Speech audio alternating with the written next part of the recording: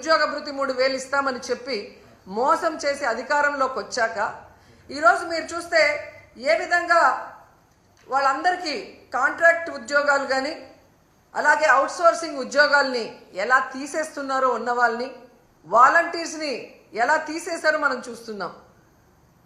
ఉద్యోగం ఇస్తా లేదా నిరుద్యోగ భృతి ఇస్తామన్న పెద్ద మనుషులు ఉద్యోగాలు ఇవ్వలేదు, నిరుద్యోగ భృతి ఇవ్వలేదు. 9 నెలలు అవుతున్నా కానీ ఆల్రెడీ ఉన్న అవుట్సోర్సింగ్ ఎంప్లాయీస్ని అలాగే కాంట్రాక్ట్ ఎంప్లాయీస్ని వాలంటీర్స్ని లక్షలాది మందిని తీసేసి వాళ్ళ కడుపు ఎలా కొట్టారో ఈరోజు అందరూ కూడా గమనించాలని కూడా ఈ సందర్భంగా తెలియజేసుకుంటున్నాను.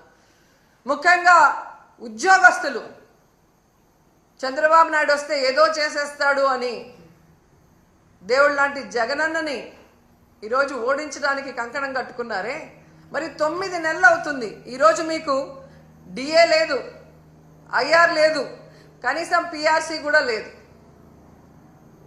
చంద్రబాబు నాయుడు అబద్ధాలు చెబితే చాలా కమ్మగా ఉంటాయి, నమ్మి ఓటేశారు. పోనీ మొదటిసారి ముఖ్యమంత్రి కాదు కదా చంద్రబాబు నాయుడు. గతంలో 3 సార్లు ముఖ్యమంత్రిగా చేసినప్పుడే ఇచ్చిన వాగ్దానం ఏ రోజు నెరవేర్చడు, అన్ని వర్గాల వారిని ఎలా అవమానించి మోసం చేస్తాడో తెలిసి కూడా మళ్ళీ ఆయన్ని నమ్మి ఓటేసిన మిమ్మల్ని చూస్తే నాకు జాలేస్తుందని కూడా ఈ సందర్భంగా తెలియజేసుకుంటున్నాను.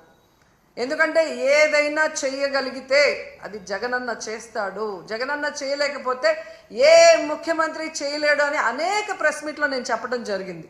ఎందుకంటే జగనన్న మనసున్న నాయకుడు, ప్రతి మనిషికి మంచి జరుగుతుంది అంటే ఎంత దూరమైనా చేయటానికి ముందుకు వెళ్ళే వ్యక్తి. మరి ఇన్ని వెల్ఫేర్స్, ఇన్ని డెవలప్మెంట్స్, ఇన్ని ఉద్యోగస్తులకి రెగ్యులరైజ్ చేసిన వాళ్ళు ఏదైనా 1-2 చేయలేకపోతే అది ఎందుకు చేయలేదని ఆలోచించి మళ్ళీ ముఖ్యమంత్రి అయిన తర్వాత అయినా మాకు చెయ్యండి అని చెప్పి రిక్వెస్ట్ చేస్తుంటే ఈరోజు ప్రజలు బాగుంటారు, మీరు బాగుంటారు, ఈ రాష్ట్రం కూడా అభివృద్ధి వైపుకు పరుగులు తీసుంటుంది. కానీ ఈరోజు ప్రజలు నాశనం అయిపోతున్నారు, రాష్ట్రం నష్టపోతుంది, ఉద్యోగస్తులు నష్టపోతున్నారు. ఈ విషయం ఇప్పటికైనా గమనించాలని ప్రతి ఒక్కరిని